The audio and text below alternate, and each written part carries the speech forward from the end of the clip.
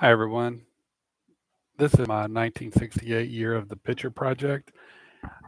In this project, I am using inside pitch and replay baseball to replay the 1968 Denny McLain and Bob Gibson seasons. I've always loved power pitching, and 1968 is a must for someone who loves pitching.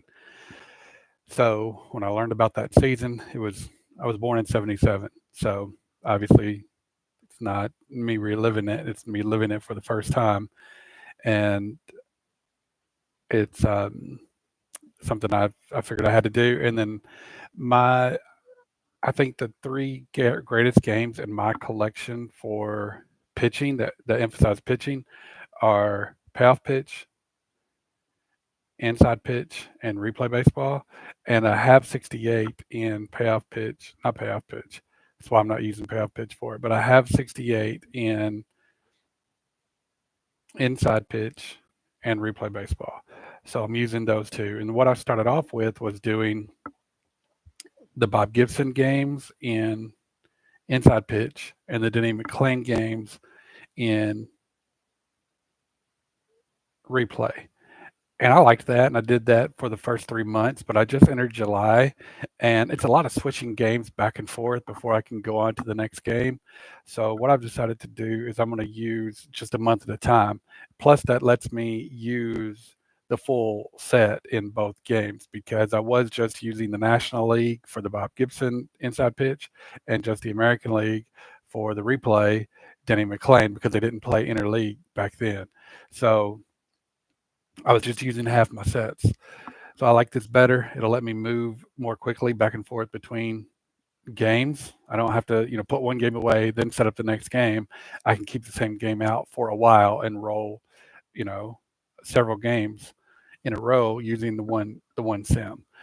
So that's my path going forward with this project. I'm going to share my screen and just show you where things stand and get it set up for the next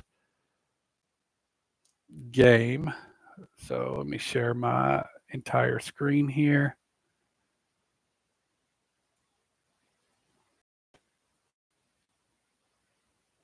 And let's see, hide this and get over to, I'm using PC Replay Baseball as my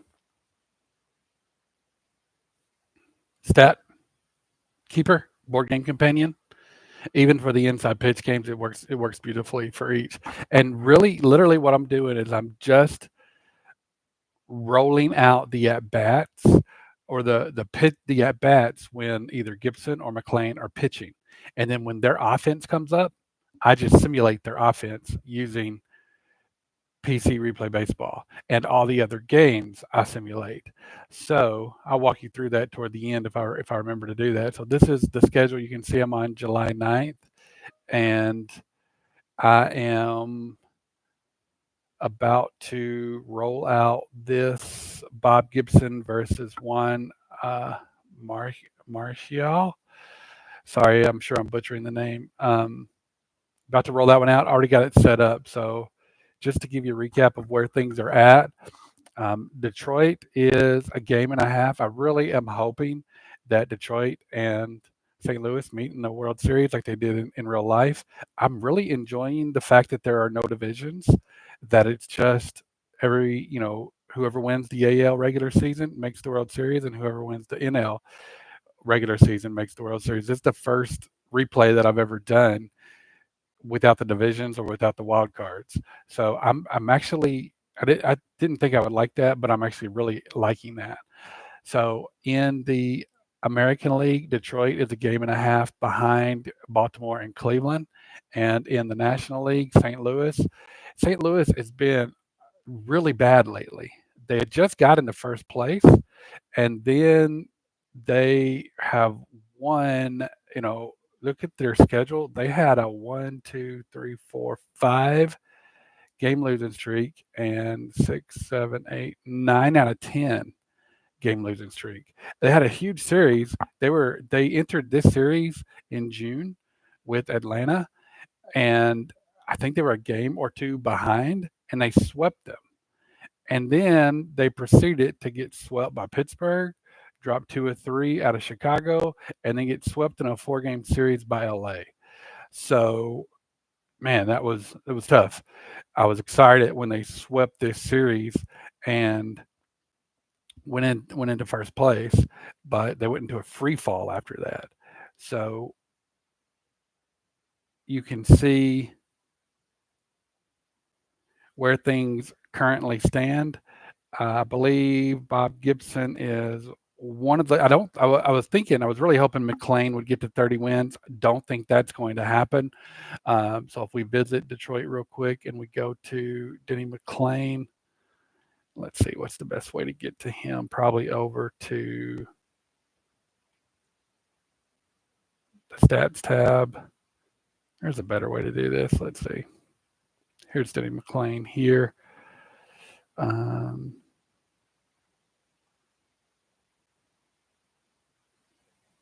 Pitching leader. So if I click on Denny McLain, you can see in real life he was 31-6. Most of you, I'm sure all y'all know this, who are watching this, the last 30 game winner in Major League Baseball history. Really wanted to get to 30. He's only 12-7 with a 2.4 GPA. You can tell I'm a college registrar. ERA.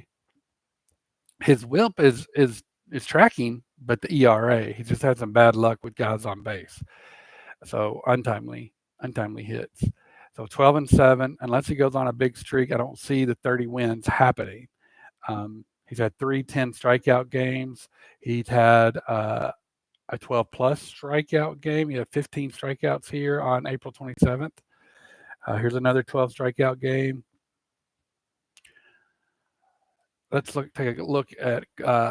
So he's currently 12-7 with a 2.4 ERA, 21st in the league in ERA, 5th in strikeouts, and 12th in wins. Let's take a look over at Bob Gibson to see how he's doing.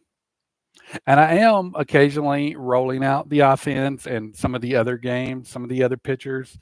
Um, I'm rolling out some of those guys because it wasn't, there were several pitchers who had dominant seasons in 1968, but these are the two that I just picked to do every game. And then I'm picking an occasional. I think I did a Seaver game. I did um, oh my goodness, one of the good pitchers for the Dodgers games. And all these guys' names are escaping me now, but I did a lot of those as well.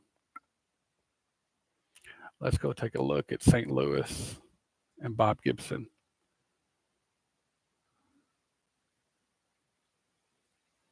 So you can see Bob Gibson, 1.93 ERA, 7-5. Again, the WHIP is tracking, but it's just been untimely. The ERA is a little inflated, and the wins and losses are not tracking because of the timing of those hits. So the walks and the hits are tracking, but the ERA is a little high, and the wins and losses. The wins are high, and the wins are low, and the losses are high. But there's still time to go on a streak. So he is tied for 11th with a 1.93 ERA, and 20th or 10th in strikeouts with 120. He's a game behind, kind of in the rotation, because he has going to start today. So a lot of other pitchers have one more start than he does. 7th, 31st in wins was 7th. So just to get back to kind of the recap here, you can see that Boston and Cleveland are a little ahead of Detroit, with Minnesota not too far behind, and that's probably, I guess, Oakland might still be in contention, but they're starting to fade. In the National League, it's pretty close. You got, everybody down in New York is within 9 games, single digits. But really, right now, the contenders are LA after the big sweep of St. Louis, a 4-game sweep. Atlanta's right back ahead of St. Louis. Pittsburgh's been surging lately, and St. Louis, they're about to play a big series against San Francisco. So into today's game, I've already got this one set up. It is Bob Gibson on the mound. And just to show you a little bit of replay. So what I'm going to do is I'm going to it's St. Louis's at bat first because they are the visitors. So I'm just going to sim this half inning. And you can see St. Louis didn't get any runs. So now Bob Gibson is about to take the mound. So I'm going to roll his out and use this replay helper or this board game companion helper to help me put in the stats. So I'm going to call that a video. That's kind of where things are standing. That's where things are standing in my 1968 year of the pitcher project. Having a lot of fun. Kept this under about 11 minutes, so a little longer probably than I wanted to go. But thanks for watching. I'll try to post some updates from time to time, and I definitely put a lot of this on Facebook as well. Thanks, guys. Have a good one. Bye.